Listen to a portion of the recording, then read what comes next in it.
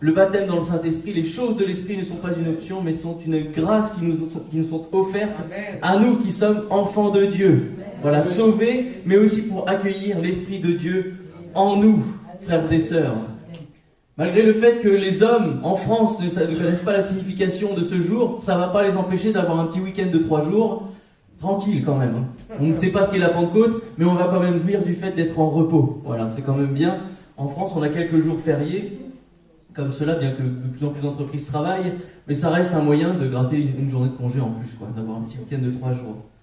Et au travers de la parole de Dieu, on va voir que ces temps sont bien plus importants qu'un long week-end. Même si c'est appréciable d'avoir 3 jours, un jour supplémentaire, la Pentecôte est bien plus pour nous qui sommes ici. Après, on est une église évangélique pentecôtiste. Alors le minimum, c'est qu'on puisse savoir ce qu'il en retourne derrière cette date. On va se plonger déjà à l'origine de la Pentecôte, parce qu'elle n'est pas que dans le Nouveau Testament. Cette Pentecôte est également dans l'Ancien Testament. Et on va lire dans le livre du Lévitique, au chapitre 23, à partir du verset 15. Lévitique 23, à partir du verset 15. Parce qu'avant d'être une fête que nous célébrons dans un pays chrétien, elle est une fête juive, qu'on appelle également la fête des... Non, pas tabernacle. Je vais vous faire participer. La fête des semaines. Et vous savez pourquoi? Parce que oui, il y a cette semaine. Cette semaine ou 50 jours entre la Pâque et la fête des semaines. Mais on va voir ça ensemble. Il est écrit: depuis le lendemain du sabbat, du jour où vous apporterez la gerbe pour être agité de côté et d'autre, vous compterez 7 semaines entières. Vous compterez 50 jours jusqu'au lendemain du 7e sabbat. Et vous ferez à l'Éternel une offrande nouvelle. Vous apporterez de vos demeures 2 pains, pour qu'ils soient agités de côté et d'autre. Ils seront faits avec 2 dixièmes de fleur de farine et cuits avec du levain. Ce sont les prémices à l'Éternel. Outre ces pains, vous offrirez en holocauste à l'Éternel 7 agneaux d'1 an sans défaut, un jeune taureau et 2 béliers. Vous y joindrez l'offrande et l'animation ordinaire, comme offrande consumée par le feu, d'une agréable odeur à l'Éternel. Vous offrirez un bouc en sacrifice d'expiation et 2 agneaux d'1 an en sacrifice d'action de grâce. Le sacrificateur agitera ses victimes de côté et d'autre devant l'Éternel, avec le pain des prémices et les 2 agneaux. Ils seront consacrés à l'Éternel et appartiendront au sacrificateur. Ce jour même, vous publierez la fête et vous aurez une sainte convocation. Vous ne ferez aucune œuvre servile. C'est une loi perpétuelle pour vos descendants, dans tous les lieux où vous habiterez. Quand vous ferez la moisson dans votre pays, tu laisseras un coin dans ton champ sans le moissonner, et tu ramasseras pas ce qui reste à glaner. Tu abandonneras cela aux pauvres, à l'étranger. Je suis l'Éternel votre Dieu. Amen. Ici, nous avons l'instauration de la fête des semaines. Cette fête, dans le monde juif, est la seconde fête principale. Il y en a 3. Et ici, elle est après la Pâque. On comprend pourquoi, le fait d'avoir été sauvé, arraché de l'esclavage de Pharaon, qui pour nous est le fait d'avoir été arraché de l'esclavage du péché, de la mort, de son joug, des bras de l'ennemi de nos âmes, de Satan. Et la fête des tabernacles, elle se situe entre les deux, ça marche pas, mais entre les deux. On connaît cette fête sous le nom de Pentecôte et fête des semaines à cause de sa durée. Voilà. Et si vous regardez à Pentecôte, je crois que ça signifie 50 ou cinquantaine. Comment? Pinta. Moi j'avais lu ça faisait cinquantaine ou quelque chose comme ça. Mais voilà, ça correspond à ce chiffre-là. Donc elle arrivait après la Pâque.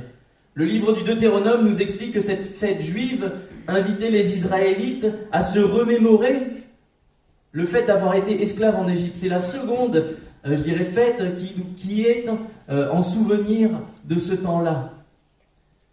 Et comme cette fête avait lieu à la fin de la période des moissons, elle va aussi permettre aux Juifs d'exprimer leur reconnaissance de ce que Dieu va envoyer la pluie, permettre la moisson, de pouvoir vivre correctement, de pouvoir jouir justement des récoltes, et ainsi ils expriment leur reconnaissance. Durant cette fête, parce que c'est une fête, chaque homme devait se présenter devant l'Éternel au sanctuaire central afin de porter leur offrande. C'était un jour de joie, frères et sœurs. Quand on dit que les chrétiens, c'est un peuple triste, c'est un peuple enfermé qui n'a pas le droit de faire la fête ou quoi que ce soit, notamment parmi les jeunes, quand on est jeune et qu'on dit qu'on est chrétien, ah ouais, t'as plus le droit de faire la fête. Non, il y avait des fêtes en l'honneur de l'Éternel, il y avait des réjouissances, il y avait des chants et des danses, mais elles étaient pour Dieu. Amen.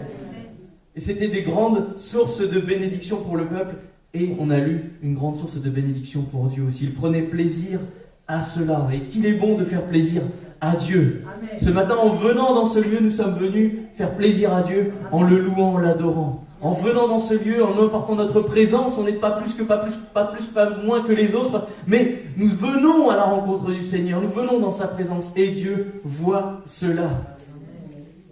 La Pentecôte était un jour de joie dans lequel aucun travail n'était permis. Et nous retrouvons ici les prémices des jours fériés. Parce que nous, on a des jours de congé, des jours fériés, on a des semaines de congé maintenant, mais si vous regardez dans l'histoire de France notamment, c'est pas si récent que ça, hein, les jours de congé, les congés payés, tout ça, vous n'avez pas remonté à des siècles auparavant, ou même des centaines d'années, hein. Non, ça marche pas, non, c'est arrivé très récemment, et pourtant Dieu avait déjà instauré des jours fériés, des jours de repos, chose qui n'existait pas auparavant. Lorsqu'on dit que Dieu a servi, qu'il nous place sous un joug, que c'est difficile de croire en Dieu parce qu'après on est prisonnier. Non, mais Dieu a libéré véritablement les hommes de ce fardeau.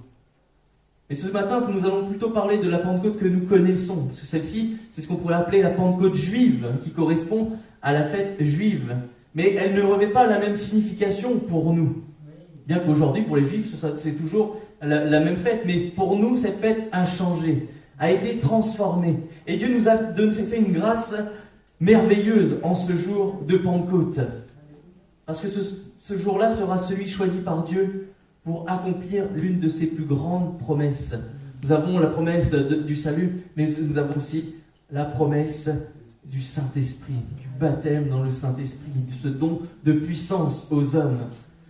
Cette promesse, elle était inscrite déjà dans l'Ancien Testament, dans le livre de Joël, au chapitre 2, verset 28, ou 3 versets premiers, où il est écrit qu'il répandra son esprit sur toute chair. Amen. Et plus de 800 ans après, Jean-Baptiste dira dans Matthieu 3, verset 11, qu'il baptisera d'eau, lui, pour amener à la repentance. Mais celui qui vient après moi est plus puissant que moi. Et je ne suis pas digne de porter ses souliers. Lui, il vous baptisera du Saint-Esprit et de feu. Amen. Avec la venue de Jésus sur terre, la promesse du baptême dans le Saint-Esprit était sur le point de s'accomplir à ce moment-là. Jésus est venu accomplir cette promesse. Mais on va voir que c'est un petit peu plus long que cela. Que le Saint-Esprit va arriver un tout petit peu après le ministère terrestre de Jésus. On va lire au livre des Actes, le chapitre 1er, au verset 3. Acte 1, verset 3 à 5. Acte 1, verset 3 à 5, il est écrit « Après qu'il eut souffert, donc Jésus, il leur apparut vivant, et il leur donna plusieurs preuves, se montrant à eux pendant 40 jours, et parlant des choses qui concernent le royaume de Dieu. Comme il se trouvait avec eux, il leur recommanda de ne pas s'éloigner de Jérusalem, mais d'attendre ce que le Père avait promis. Ce que je vous ai annoncé, leur dit-il, car Jean-Baptiste a baptisé d'eau, mais vous, dans peu de jours, vous serez baptisés du Saint-Esprit. Amen. Dans peu de jours, vous serez baptisés du Saint-Esprit. Après sa mort et sa résurrection, Jésus va renouveler une dernière fois cette promesse. Comme pour dire aux disciples, attendez encore un petit peu de temps, la promesse arrive, elle est certaine, elle est là, elle est pour vous. Et il va rester auprès des disciples, après sa mort et sa résurrection, près de 40 jours, en leur donnant la consigne de ne pas s'éloigner de Jérusalem, dans l'attente de cette promesse. Et après ces 40 jours, Jésus sera élevé, et c'est un événement qu'on fête encore en France, avec le jeudi de l'Ascension. Toujours, on n'invente rien en France. Après, posez la question dans la rue, ils ne sauront pas vous répondre, mais vous pourrez leur répondre. Dites, voilà ce qui s'est passé. Jeudi de l'Ascension, Jésus est levé, Pentecôte, le Saint-Esprit est descendu. Et vous pourriez même me dire, mais vous savez que dans l'histoire juive aussi, ça fonctionnait, cette fête existait déjà, vous pourrez étaler votre savoir, si vous voulez. Mais pour nous allons nous concentrer sur cette promesse, parce qu'elle est encore d'actualité et elle est merveilleuse. On va lire l'arrivée, justement, du baptême dans le Saint-Esprit, dans un passage qu'on va lire dans Acte 2, qu'on va couper en deux. On va lire du verset 1er à 4, déjà. Donc il est écrit, le jour de la Pentecôte, ils étaient tous ensemble dans le même lieu. Tout à coup, il vint du ciel un bruit comme celui d'un vent impétueux, et il remplit toute la maison où ils étaient assis. Des langues, semblables à des langues de feu, leur apparurent séparées les unes des autres et se posèrent sur chacun d'eux. Et ils furent tous baptisés du Saint-Esprit et se mirent à parler en d'autres langues selon que l'Esprit leur donnait de s'exprimer. Et on passe au verset 37, où il est écrit, Pierre va discourir, va apporter la prédication de la croix, et après il est écrit, après avoir entendu le discours de Pierre, ils eurent, donc les Juifs qui avaient entendu cela, ils eurent le cœur vivement touché. Et ils dirent à Pierre et aux autres apôtres, hommes frères, que ferons-nous ? Pierre leur dit, repentez-vous et que chacun de vous soit baptisé au nom de Jésus-Christ pour le pardon de vos péchés, et vous recevrez le don du Saint-Esprit.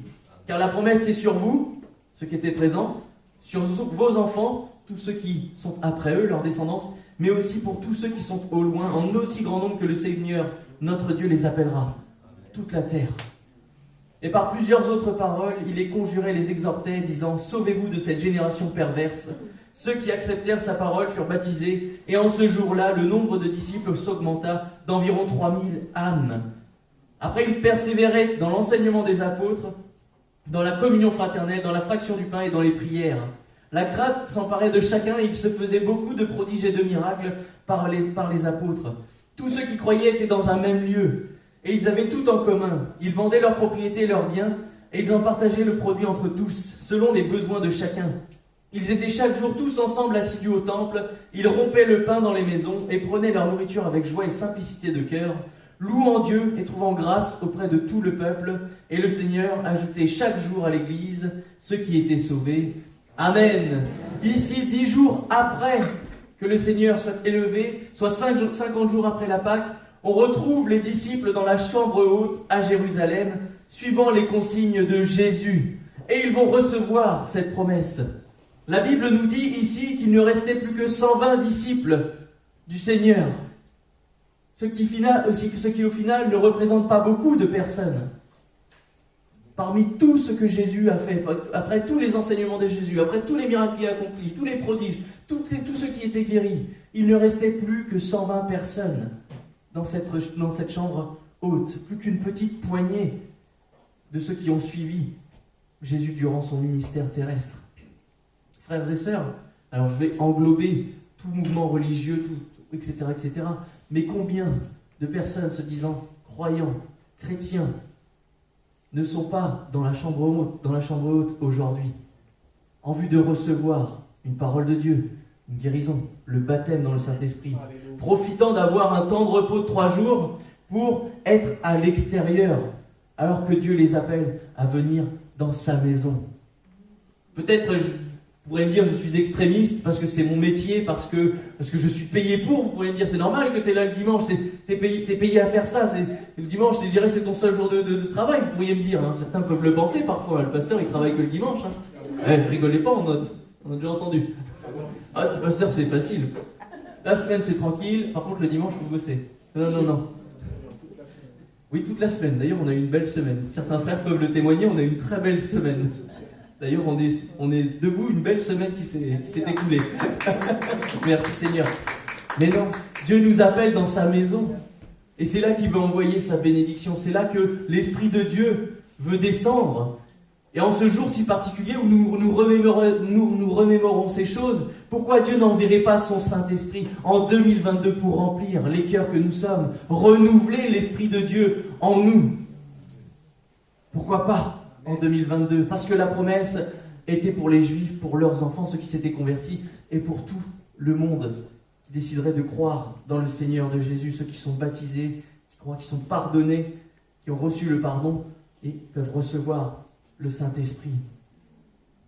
Moi, ce que je déplore ici dans ce texte, directement je m'appuie sur la parole de Dieu, mais malgré tout le bien que Jésus va accomplir, il ne reste que 120 personnes. Et je dirais malgré tout le bien que Jésus fait dans chacune de nos vies, il ne reste qu'une poignée ce matin sur Bourges. Alors c'est vrai qu'il y a Saint-Amand, il y a Vierzon, nos rangs sont un peu plus dégarnis que d'habitude, mais frères et sœurs, ce lieu devrait être rempli d'âmes et d'hommes et de femmes qui ont faim et soif de Dieu. Des chaises pleines de cœur disposés à recevoir l'Esprit, parce que c'est un jour particulier que Dieu nous donne de nous remémorer.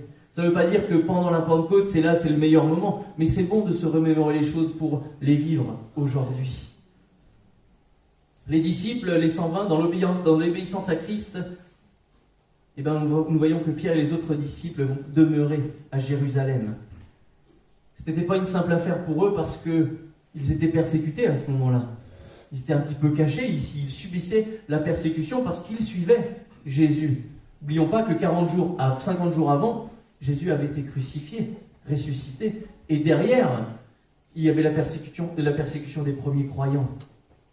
Mais pour tout cela, tous ceux qui ont décidé d'aller dans la chambre haute, de suivre ce que Jésus a annoncé, d'attendre cette promesse, ils vont tous recevoir le Saint-Esprit. Le Saint-Esprit descendra durant la fête de la Pentecôte et tous seront baptisés ce jour-là. Au verset 39, Pierre dira lors de sa prédication de la croix que la promesse du Saint-Esprit est sur ceux qui ont entendu. Vous entendez la parole de Dieu ce matin. Elle est pour nous, pour les enfants, pour ceux qui sont en aussi grand nombre que le Seigneur nous appelle. Alors, comment nous pouvons vivre cette promesse? Peut-être que nous ne sommes pas tous baptisés du Saint-Esprit ce matin. Je ne sais pas vous, où vous en êtes avec le Seigneur. Je ne sais pas si déjà vous avez reçu Jésus dans votre vie, si vous avez accepté ce qu'il a accompli à la croix. Mais en ce jour particulier, nous allons voir que la promesse qui a été accomplie, le Saint-Esprit qui est venu descendre, et pour ceux qui aspirent à cela, qui sont baptisés mais qui ne sont pas encore baptisés d'Esprit, on va voir comment les conditions requises pour recevoir le Saint-Esprit. Comment nous pouvons vivre cette promesse? Parce que ce matin, je pense vraiment que Dieu, par son vent, par son souffle, veut renouveler l'Église. Parce que le Saint-Esprit en nous produit des choses merveilleuses. Ce baptême de puissance nous permet d'accomplir des choses merveilleuses. Cet esprit en nous nous exhorte, nous encourage, nous aide au quotidien, nous permet de comprendre la parole de Dieu. Ce n'est pas une option dans la vie du croyant. Non, il faut vraiment considérer que le Saint-Esprit est Dieu et qu'il veut faire sa demeure en nous pour que nous puissions grandir spirituellement aussi, être puissants sur cette terre, affermis dans la parole. C'est lui qui grave en nous ces mots. Parce que nous lisons la parole de Dieu, mais qui a essayé d'apprendre par cœur la parole de Dieu? C'est difficile, hein? Vous pouvez la lire, la relire. Si vous n'avez pas l'Esprit Saint, les versets ne reviendront pas. Mais avec l'Esprit Saint, au moment venu, dans la difficulté, dans le doute, le Saint-Esprit vous dira, voilà ce qui est écrit dans la parole de Dieu. Voilà ce que tu as à dire. Voilà comment ça fonctionne. La vie de l'Esprit, c'est quelque chose que nous devons cultiver. Et le baptême dans le Saint-Esprit, c'est ce que nous devons rechercher. Mais la première étape pour recevoir le Saint-Esprit, c'est laquelle, frères et sœurs? La première, toute première. Déjà, il faut croire. Il faut déjà croire, frères et sœurs. C'est ce qui est écrit dans Jean 7, 37. Il est écrit le dernier jour, le grand jour de la fête. Je crois que c'est la fête des tabernacles ici. Jésus, se tenant debout, s'écria, si quelqu'un a soif, qu'il vienne à moi et qu'il boive. Celui qui croit en moi, des fleuves d'eau vive couleront de son sein, comme dit l'Écriture. Il dit cela de l'Esprit que devaient recevoir ceux qui croiraient en lui, car l'Esprit n'était pas encore, parce que Jésus n'avait pas été encore glorifié. Il n'était pas encore glorifié le Seigneur à ce moment-là. Ceux qui croiraient en lui. La première et la base, si vous voulez recevoir le Saint-Esprit, le baptême dans le Saint-Esprit, c'est croire. Si vous n'avez pas la foi, vous ne pourrez pas recevoir l'Esprit de Dieu. Ça ne peut pas fonctionner.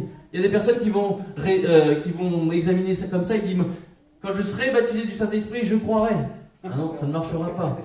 Ça ne peut pas fonctionner. La Bible nous dit que sans la foi, il est impossible de plaire à Dieu. Alors comment Dieu peut-il demeurer dans quelque chose ou quelqu'un, dans un cœur qui ne lui plaît pas? Non, Dieu demeure dans un cœur qui lui plaît. C'est pas qu'on est digne, mais c'est qu'on est disposé à le recevoir. Et si nous ne croyons pas, Dieu ne peut pas se plaire. Et le Saint-Esprit ne peut pas venir dans de telles conditions. La seconde, frères et sœurs, c'est obéir. Dans Actes 5, verset 32, il est écrit, nous sommes témoins de ces choses, de même que le Saint-Esprit que Dieu a donné à ceux qui lui obéissent. Ah, on peut croire en Jésus, hein, des croyants pratiquants, vous allez dehors, il y en a une pelletée. Vraiment, hein, en France, beaucoup de personnes se disent chrétiennes, mais ne connaissent plus ce mot. Ils ne savent pas à quel point être chrétien est quelque chose qui engage, au niveau de la parole de Dieu, au niveau de Dieu, partout.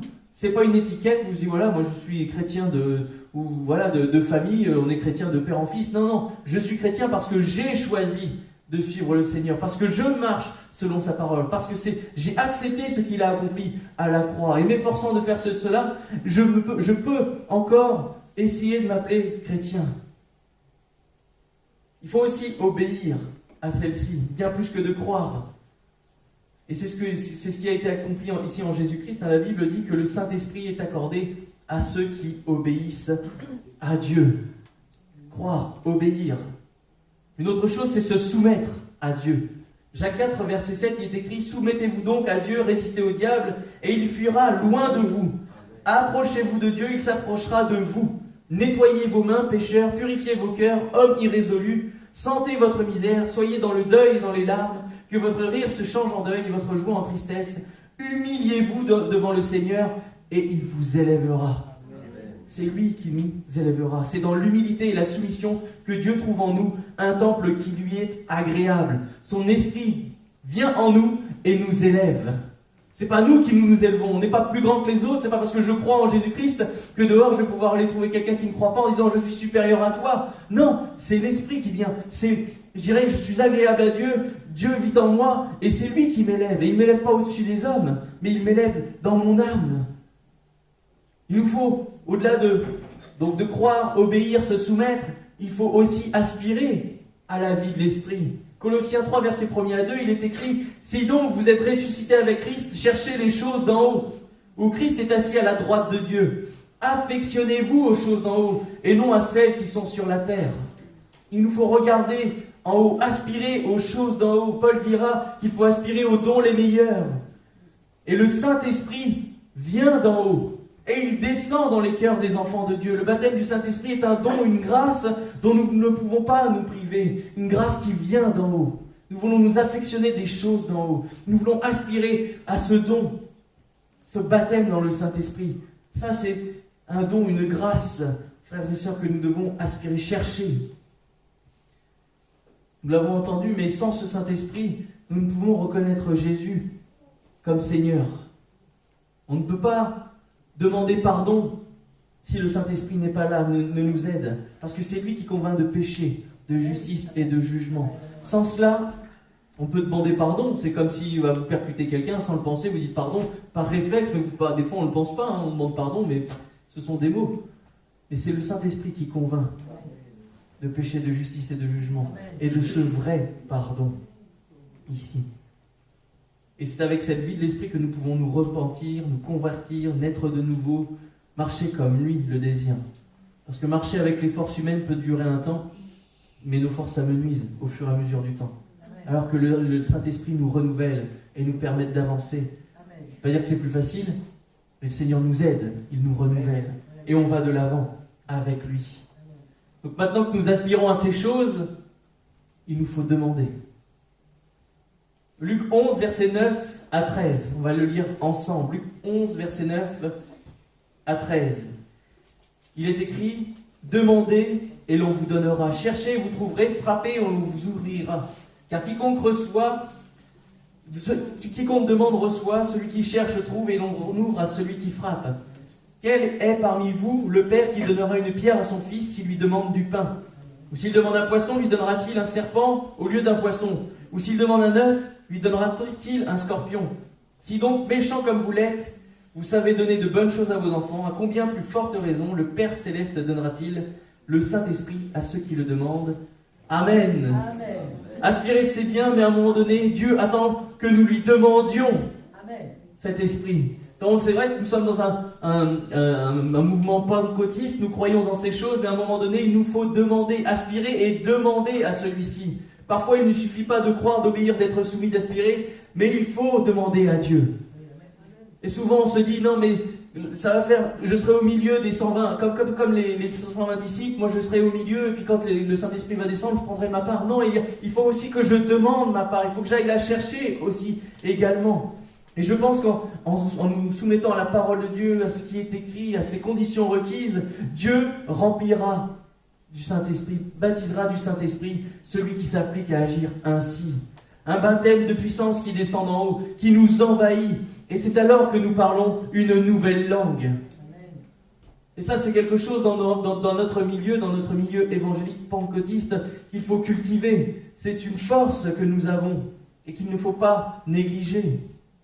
Un autre point, après de demander, parce que des fois on demande mais ça ne vient pas. Alors peut-être on demande mal, peut-être qu'on ne répond pas à certains critères ou qu'il nous manque encore quelque chose à faire. Mais il est écrit dans Acte 2, verset 1er, le jour de la Pentecôte, ils étaient tous ensemble dans le même lieu. Ils étaient tous ensemble dans le même lieu. Ils étaient dans la persévérance, dans l'attente de la promesse de Jésus. Si nous demandons et que nous ne le recevons pas tout de suite, il nous faut persévérer parce que cette promesse est oui et amen. Elle est écrite, elle a été accomplie et s'accomplit encore aujourd'hui. Pour les disciples, ils vont devoir persévérer dans l'attente de cette promesse. 10 jours, vous imaginez, petit à petit, ils étaient ensemble, c'est vrai, mais premier jour c'est facile, deuxième jour c'est facile, mais au bout de 3, 4, c'est long quand même. 5, 6, mon Seigneur, une semaine, c'est long, c'est très très long. Et là on continue, mais on persévère, les frères ils s'encourageaient, ils étaient ensemble, on dit non on va continuer. Si Jésus a dit, ça va, les choses vont s'accomplir. Il n'a pas menti quand il a vécu en tant qu'homme durant son ministère terrestre. Il n'a jamais menti, je crois en cette promesse. Et même si elle est longue à venir, je crois et elle viendra. Et effectivement, elle est venue. Alors si tu n'es pas encore baptisé du Saint-Esprit, que tu demandes et tu sens que ça ne vient pas, qu'il y a encore des choses à régler, persévère, demande à Dieu ce qu'il y a encore à ôter, ce qu'il y a à faire, comment agir. Persévère dans sa présence, dans sa parole, persévère dans les voies qu'il a tracées. Et ce baptême arrivera. C'est une chose certaine. J'aimerais terminer par les résultats du baptême dans le Saint-Esprit. Parce que oui, on parle de recevoir le baptême dans le Saint-Esprit, mais pourquoi, comment, qu'est-ce qui se passe, qu'est-ce qui en résulte de ces choses? Parce qu'on pourrait dire, bon, si je suis sauvé, c'est déjà pas mal. Une bonne chose. Je suis sauvé, merci Seigneur. Mais il y a encore d'autres choses à accomplir par la suite. Il y a des merveilles à vivre aussi. Oui, le salut, mais on va voir guérison, bénédiction, délivrance, avancement de l'œuvre de Dieu sur cette terre. Tant de choses se sont passées après le baptême du Saint-Esprit. Dans un premier temps, les 120 disciples qui ont reçu le baptême du Saint-Esprit le jour de la Pentecôte, durant la Pentecôte juive, vont interpeller les Juifs qui vont être autour d'eux, se diriger au temple. Et du fait qu'ils se mettent à parler en langue, ils vont être, interpellés par le témoignage des 120 disciples, parce qu'ils vont entendre les merveilles de Dieu dans leur langue. Ici, on voit que tout le peuple juif venait de tout horizon pour célébrer Dieu à Jérusalem. Et toutes ces personnes, tous ces 120 disciples ne venaient pas forcément des quatre coins de cette région, hein. Et pourtant, ils vont savoir parler la langue de chacun, qui vont passer à côté d'eux, ici. Dans un premier temps, ces langues reconnues par les Juifs, les Juifs finiront par reconnaître la langue et dire « mais c'est les merveilles de Dieu qu'on entend ». Et quand ils vont rentrer voir ce qu'il se passait, ils vont finir par dire que les disciples ici étaient ivres. Ils vont dire « non, mais ils sont remplis de vin doux, mais il n'était que 9h du matin, là ». Donc non, c'était pas possible. Et Pierre va rétablir la vérité. Et après la prédication de la croix, les cœurs de ces hommes vont être vivement touchés. Et là, c'est pas 10 personnes, c'est pas 20 personnes, c'est pas 120 personnes qui vont se convertir, mais c'est 3000 hommes qui vont décider de se faire baptiser et rejoindre les rangs des chrétiens. Ils ont décidé de croire en ce que Jésus avait accompli. Ce Jésus qui était mort et ressuscité, ce Jésus qu'ils avaient crucifié par leur religion, par leur façon de penser. Il fallait que Jésus passe par là, qu'il soit mort, ressuscité et glorifié. Mais c'est à cause de leur pensée que ces choses sont arrivées, parce qu'il était fils de Dieu, et parce qu'il a tenu ce genre de propos, les Juifs ne vont pas supporter, les pharisiens ne vont pas supporter ces choses. Et là, ils vont être touchés parce que Pierre va apporter, inspiré du Saint-Esprit, il va apporter la prédication de la croix. Et ils vont reconnaître que Jésus était fils de Dieu. Ils vont reconnaître que ce que Dieu avait accompli ce jour de la Pâque. Après ces choses, après avoir été baptisés, après avoir rejoint les rangs des chrétiens, on va voir qu'ils vont tous persévérer dans l'enseignement des apôtres, dans la fraction du pain, dans la communion fraternelle et dans les prières. Le baptême du Saint-Esprit va convertir et amener de nouveaux soldats, de nouveaux fidèles, des chrétiens véritables, qui à leur tour vont persévérer dans la prière, l'enseignement, la fraction du pain, la communion fraternelle. Ce matin, Dieu nous rappelle, en ce jour de Pentecôte, que cette promesse, elle est toujours pour nous, frères et sœurs, et que nous pouvons tous devenir le temple de son esprit. Et je pense que nombreux sont ceux déjà nombreux sont ceux et celles qui ont été déjà baptisés du Saint-Esprit, qui ont déjà l'Esprit de Dieu qui vit en eux. Mais je rappelle que tous ceux qui ont reçu ce baptême après persévéraient dans l'enseignement, persévéraient dans les prières, persévéraient dans la communion fraternelle, persévéraient dans la fraction du pain. Tous ceux qui ont reçu l'Esprit de Dieu restaient dans le temple et demeuraient dans le temple. Tous ceux qui ont reçu ce jour-là cette parole de Pierre étaient des chrétiens fidèles, zélés, prêts à prier lorsque c'était nécessaire, lorsque c'était le moment de prière. Le baptême dans le Saint-Esprit, c'est pas un moment où le chrétien pentecôtiste se dit « Non, c'est bon, je suis arrivé. J'ai mon certificat. » C'est pas un certificat de sainteté. Hein. Voilà, c'est pas par mérite que nous recevons. Si vous êtes baptisé dans le Saint-Esprit, ne croyez pas que vous êtes arrivé. Mais vous venez de commencer quelque chose de nouveau. Comme vous avez accepté Jésus, vous êtes sauvé, vous êtes passé à une étape supérieure. Pareil pour le baptême du Saint-Esprit. C'est pas la fin, c'est le début. Début d'une grande vie avec le Seigneur. Un don de puissance qui est accordé. À tous ceux à qui a été accordée cette grâce, Dieu nous appelle à persévérer et surtout ne pas négliger nos rendez-vous. Ceux qu'il a fixés, que ce soit dans nos vies personnelles, chaque jour au pied du Seigneur, mais aussi dans la vie de l'Église. Chaque moment que c'est possible, si je suis disponible, si je ne travaille pas, venir dans la maison de Dieu pour prier. Et on entend dimanche après dimanche, vendredi après vendredi, la réunion de prière est importante. Il est important que nous soyons unis dans la prière, il est important que nous persévérions dans la prière. Et vendredi après vendredi, dimanche après dimanche, nous nous voyons avec les frères et sœurs le vendredi, toujours les mêmes, hein, merci Seigneur, hein, les fidèles demeurent, mais il y a tellement de choses qui peuvent nous attirer. Des personnes qui pourtant, nombreux sont ceux qui sont baptisés du Saint-Esprit, qui seraient disponibles à venir dans l'église. Et là peut-être, je vais vous choquer, mais je pense que nous devrions être plus nombreux dans nos réunions de prière. On dit Seigneur, je veux voir ton œuvre avancer. Mais je ne viens pas à l'église parce que le vendredi soir, j'ai fini ma semaine de travail, il y a les enfants à coucher, il y a ceci, il y a cela. Non, venons à l'église. Dieu renouvelle ces choses. Habituer les enfants à connaître ces moments. Parce que comment les enfants peuvent, supporter l'église s'ils ne connaissent pas la présence de Dieu? Au final, ils vont finir par s'ennuyer, ils ne vont pas connaître les choses de Dieu, ils ne vont pas reconnaître la parole de Dieu. Comment apprendre un enfant à prier s'il ne vient pas aux réunions de prière? Parce que s'il ne vient pas aux réunions de prière, c'est aussi un moyen pour lui de s'exprimer. Et je bénis le Seigneur d'entendre, quand les enfants sont là, d'entendre les enfants prier. Je me souviens des enfants de Nathanaël, qui le mardi matin, le vendredi soir, étaient amenés à prier. Je me souviens aussi de ma petite nièce, Mélissandre. Alors je ne me rappelle plus de son âge, je suis désolé à toi. Entre 8 et 10 ans? Entre 7 et 10.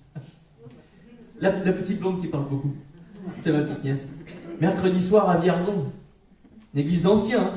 Je dirais des personnes, quand on les regarde comme ça, on dit « Ah Seigneur, oui. On laisse passer les anciens, ils prient, tout ça. » Non, la petite, elle va élever sa voix pour prier pour ses frères, pour que Dieu aide sa mère. Parce qu'elle est habituée à venir à l'église. Mais si elle ne venait pas à ces rendez-vous-là, elle n'ouvrirait jamais sa bouche pour prier, pour chanter. Il faut s'habituer à venir, frères et sœurs. Nous qui sommes baptisés du Saint-Esprit, on a cette responsabilité maintenant, aujourd'hui, à persévérer dans ces moments de prière. Oui, c'est vrai, on a nos activités, on a nos fatigues. J'en conviens 100%. Mais le Seigneur nous attend. Et il nous attend pour que son œuvre avance. Nos vies personnelles sont bénies, mais aussi les œuvres de l'Église. Alléluia, oui. Il est écrit qu'après ces moments, donc après la venue du baptême du Saint-Esprit, de nombreux miracles et de prodiges se faisaient chaque jour par les mains des apôtres. Seigneur, je ne vis pas le temps des miracles, le temps des prodiges, comme il est écrit dans ta parole, comme autrefois. Mais il est écrit ici qu'ils étaient ensemble dans la prière, ensemble dans l'enseignement. Tout ce qui était de leur vie terrestre, au moment de la prière, au moment de venir à Dieu, ils abandonnaient ces choses pour venir à Dieu. Et c'est vrai, parfois je suis fatigué, je ne comprends pas, il y a des choses dans ma vie, ça ne va pas. Et puis je me dis, je suis fatigué, je ne vais pas aller à l'église ce soir, non, la réunion de prière, là, c'est pour l'élite là-bas qui prie. Non. Mais de ma vie, elle reste bloquée, il n'y a pas ce miracle, ce prodige. Dieu a fait une promesse dans ma vie, mais elle ne vient pas. Mais parce que Dieu nous attend aussi dans son assemblée, pour qu'il nous donne de vivre ces choses dans son assemblée, dans son église, dans son corps, ici, au milieu de nous.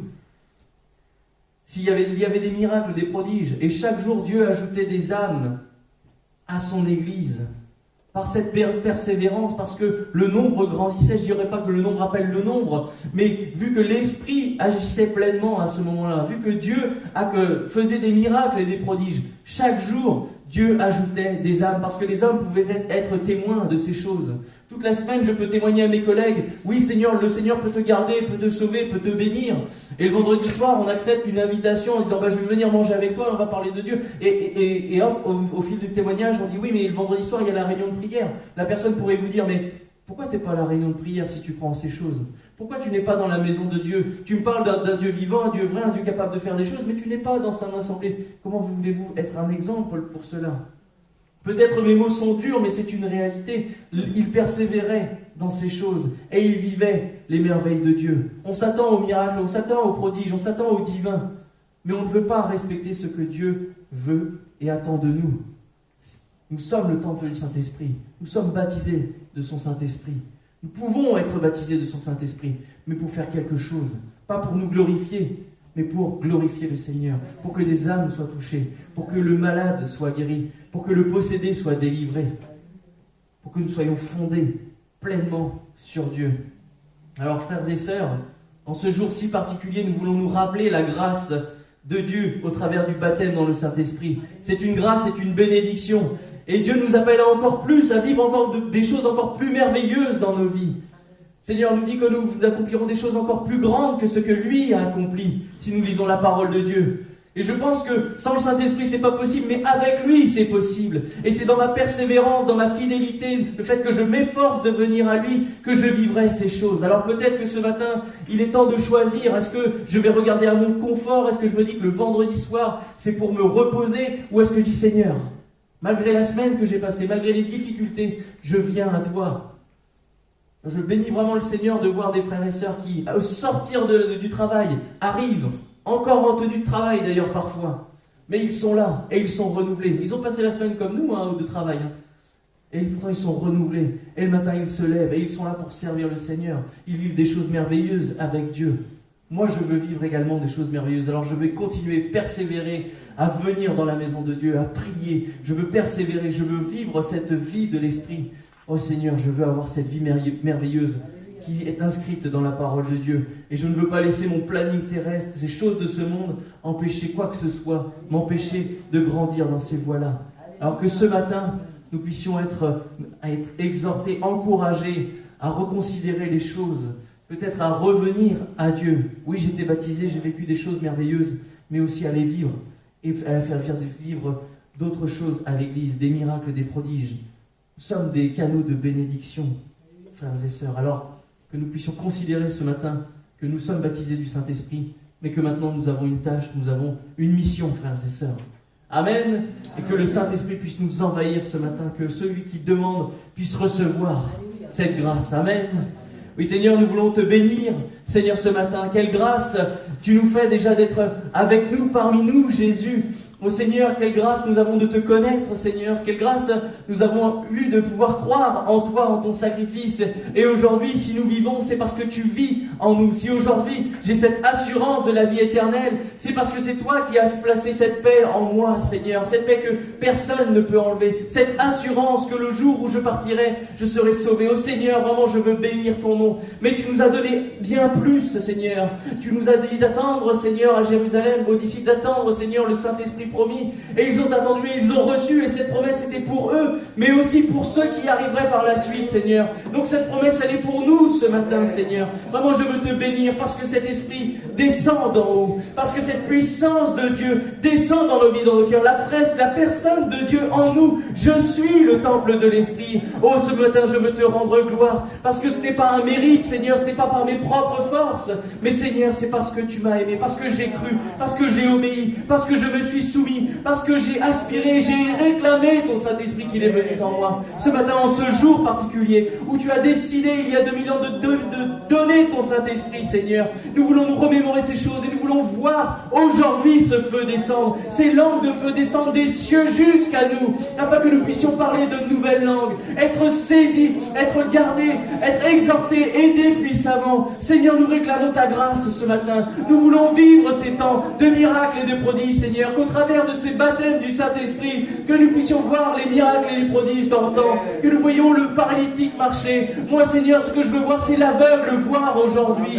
Aujourd'hui, c'est vrai, nous disons que c'est une maladie, peut-être incurable, mais Seigneur, avec toi, tout est possible, Seigneur. Que nous puissions être témoins de ces choses, qu'au sortir de ce culte de ce matin, nous puissions avoir cette assurance dans le cœur, être renouvelés dans l'esprit, que nous puissions, au travers de ce baptême, Seigneur, saisir à l'appel que tu nous appelles, Seigneur. Rends-nous fidèles chaque jour auprès de toi. Rends-nous fidèles au rendez-vous que tu nous donnes, Seigneur, dans ton assemblée, ô Dieu. Nous voulons être participants de cette œuvre. Nous voulons participer aux prières. Nous voulons voir des âmes venir à toi, ô Seigneur. Mais pour cela, nous voulons nous soumettre à ce que tu nous as dit ce matin. Nous voulons obéir à ta parole et à ta volonté, Seigneur. Nous ne voulons pas nous cacher derrière notre chair, Seigneur, parce qu'aujourd'hui, nous faisons les choses de l'Esprit. Nous vivons par l'Esprit. Alors, Seigneur, viens et pousse-nous à venir dans tes maisons. Renouvelle le zèle que nous avions autrefois. Renouvelle l'amour qui était le nôtre auparavant, Seigneur. Ce monde veut diminuer cet amour, cette foi qui est en nous. Mais que ton esprit, Seigneur, ravive la flamme qui était en nous, Seigneur. Aucune difficulté, aucune domination, aucune puissance ne pourra m'arracher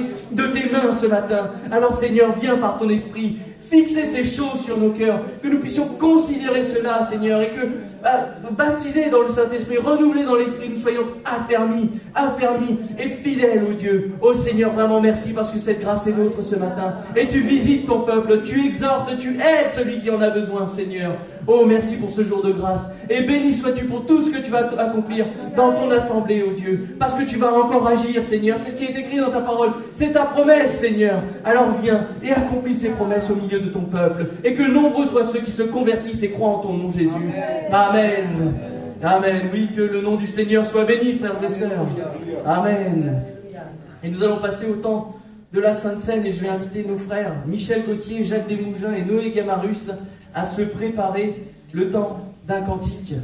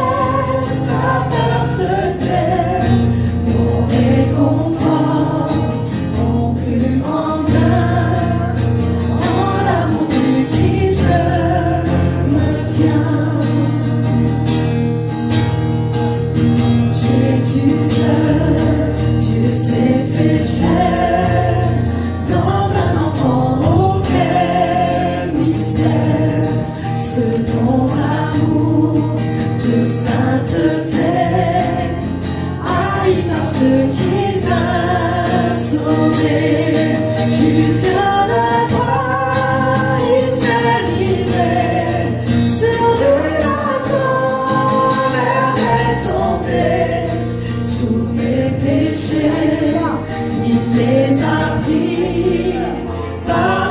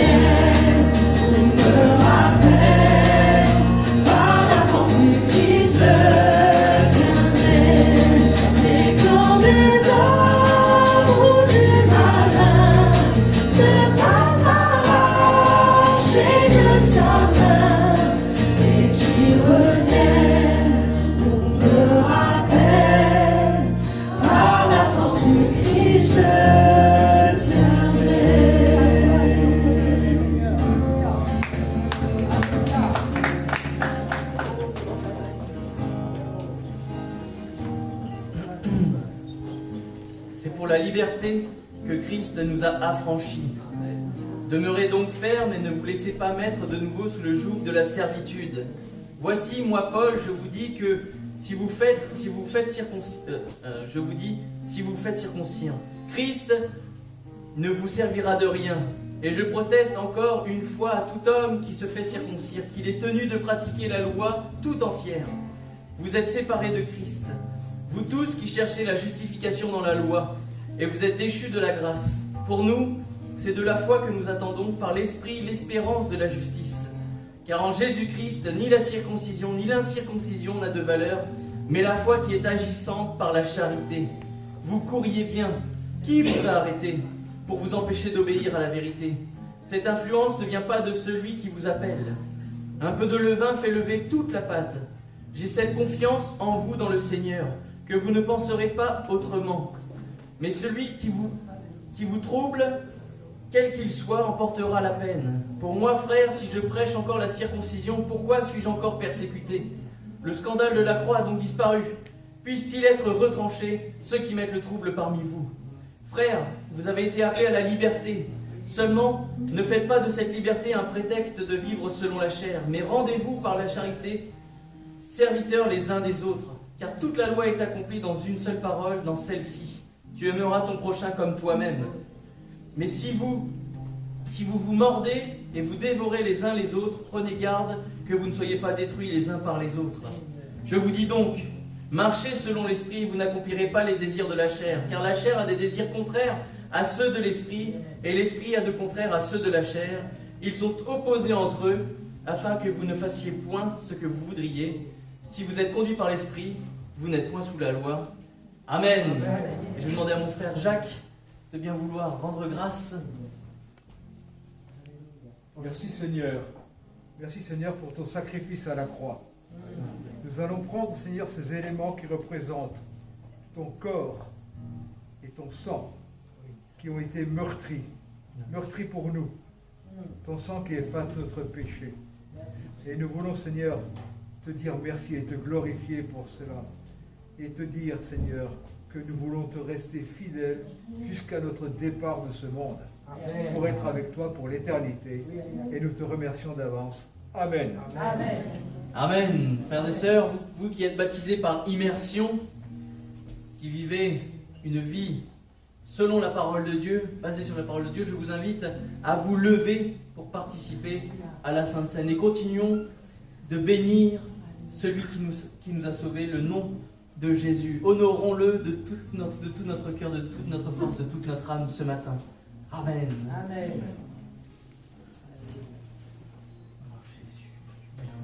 Père éternel, je t'adore, je te prie, je veux marcher avec toi, Seigneur Jésus, aide-moi. Amen.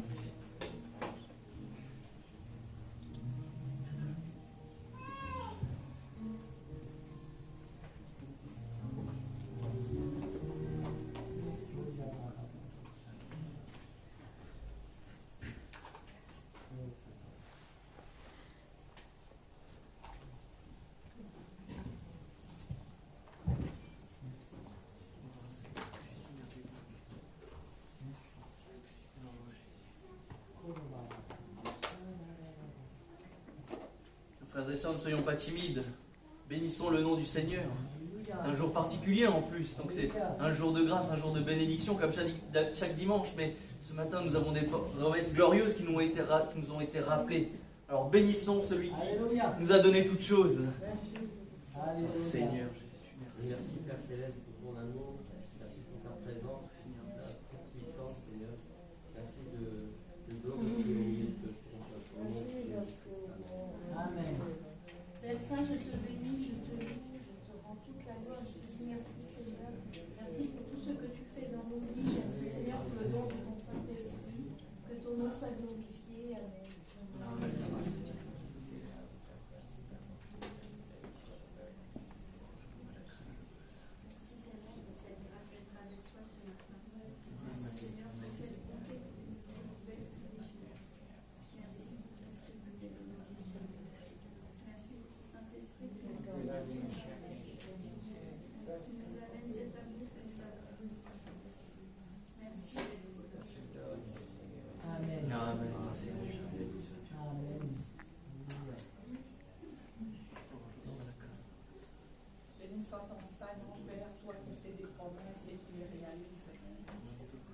promis, Seigneur mon Dieu, d'envoyer le Saint-Esprit afin de nous conduire dans la vérité, de nous conduire à te servir, de nous conduire à persévérer, Seigneur, dans la communion fraternelle, dans la prière et à être au roi de gloire de toi.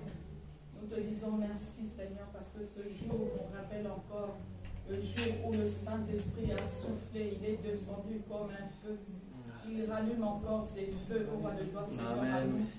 En fait que, au roi de gloire, Seigneur, nous soyons toujours prêts, disposés, Seigneur, à te servir et à t'honorer en tout temps. Au nom de Jésus-Christ. Amen. Amen. Alléluia.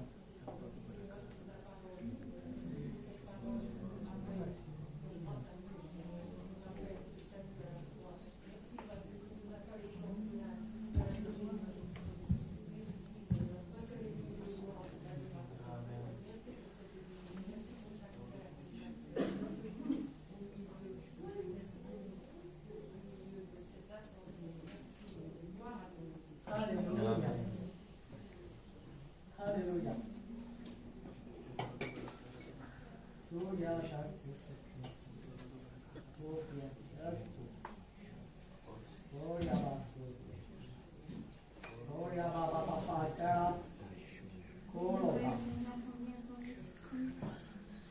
Est important dans notre vie pour marcher jour après jour. Nous ne voulons pas attrister ton Saint-Esprit. Alors garde-nous, oui, garde-nous dans cette pensée-là. Nous ne voulons pas être comme cet arbre, cet olivier dont parlait Jésus, très beau d'apparence. Mais nous voulons avoir cette sève de ton esprit. Nous voulons être rafraîchis, comme il a été dit, jour après jour. Nous ne pouvons pas vivre sur nos acquis. Nous avons besoin d'être renouvelés jour après jour. Nous voulons ce flot de l'esprit. Nous ne voulons pas marcher dans un petit courant, mais nous voulons être emportés par le flot de ton esprit. Ce flot de ton esprit qui veille pour nous jusque dans la vie éternelle. Alors oui, viens à notre secours autant que nous sommes les uns et les autres, même si nous sommes différents, si nous n'avançons pas au même pas. Vraiment que ton esprit soit à l'œuvre dans nos vies. Nous voulons être, comme dit la parole, ce beau jardin arrosé par ton esprit qui porte de beau et de bon. Sois béni, Père, dans le nom de Jésus. Amen. Amen. Amen. Merci pour ce moment. Seigneur, merci à son esprit. Nous allons passer au moment des offrandes, donc les frères désignés sont pris de passer dans les rangs et pendant que nous allons prendre tout simplement la cantique. Si vous voulez vous lever, sentez-vous libre. Car il est Seigneur, notre Dieu n'est pas resté dans sa tombe, mais il a été ressuscité. Et aujourd'hui il est vivant et il nous a envoyé son esprit. Amen. Alléluia. L'heure est arrivée, le moment de vérité a sonné la veine de sa lumière. L'ombre des années, l'ennemi est évincé, et le jour de la victoire est arrivé. Il est Seigneur.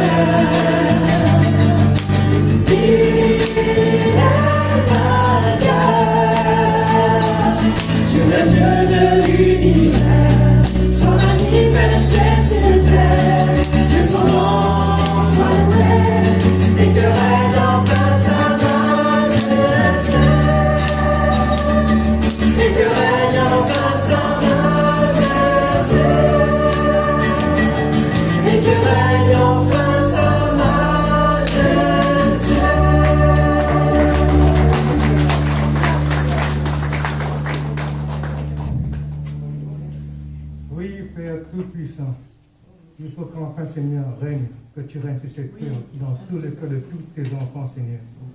Nous te bénissons parce que tu es celui qui nous aime et que tout ce qu'on a vient de toi. Amen. Tu es notre amour et que sans toi, nous ne sommes rien. Merci encore pour tout ce que tu fais, Seigneur. Merci de bénir ces offrandes, Seigneur, et pour faire que tout ce monde, le monde entier, on connaît enfin vraiment qui tu es dans le nom de ton Fils bien-aimé Jésus. Merci encore pour tout ce que tu fais. À toi soit la gloire et sois béni encore en ce jour.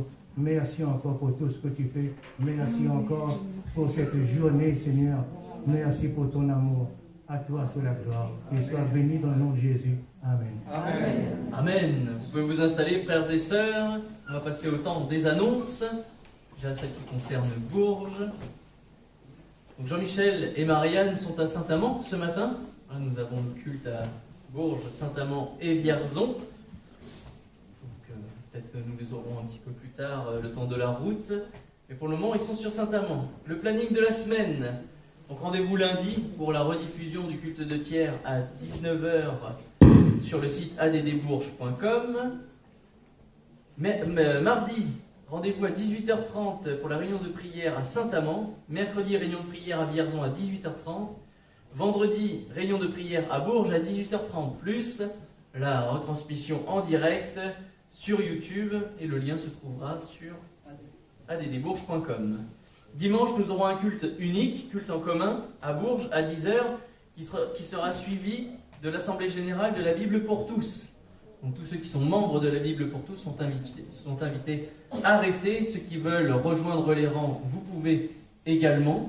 Voilà. Je pense que Marie-Christine nous refera, je dirais, pas l'historique, mais un topo de ce qui concerne la Bible pour tous, ce pourquoi elle a été créée et ce que nous faisons dans cette association. Voilà, elle sera suivie de la réunion de jeunesse à 13h30. Voilà, pour le service de ménage, c'est Axel Laurent et Michael Laurent. C'est nous-mêmes. Chacun son cas. Merci à ceux qui ont donné de leur temps libre, qui ont posé des vacances pour. Voilà, merci Seigneur. Et Dieu a donné bien au-delà de tout ce que nous lui avons apporté en cette semaine. Voilà.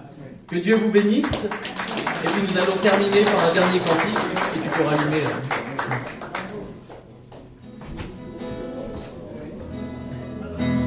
Alléluia, dernier cantique, le Seigneur règne, alléluia.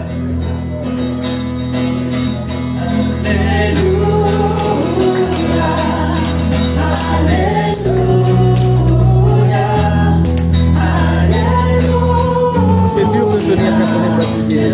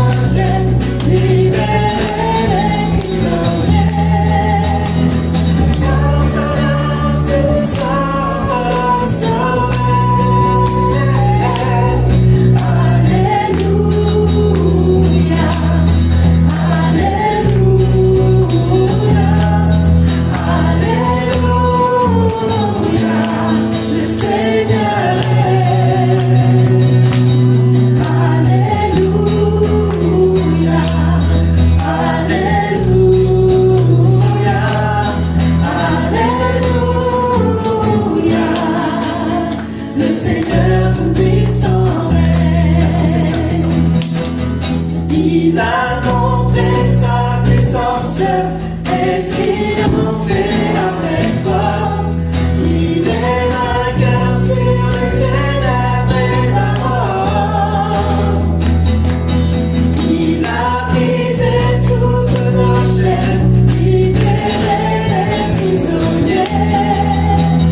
Par sa grâce nous sommes sauvés. Alléluia,